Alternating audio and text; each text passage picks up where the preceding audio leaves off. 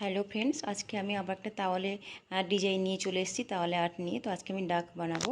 তো ডাক বানাতে তেমন কিছু মেটেরিয়ালস আমার লাগছে না, আমার জাস্ট লাগছে দুটো তাওয়াল লাগছে, একটা ছোট হ্যান্ড তাওয়াল আর একটা একটু মিডিয়াম যে সাইজ তাওয়ালে সেটাই লাগছে। এই টোটাল দুটো লাগছে।